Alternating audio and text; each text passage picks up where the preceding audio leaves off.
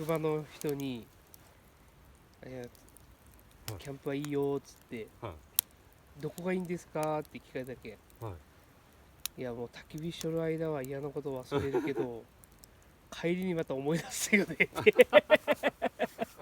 言ってから、はい焚き火しとキャンプしとる間は、は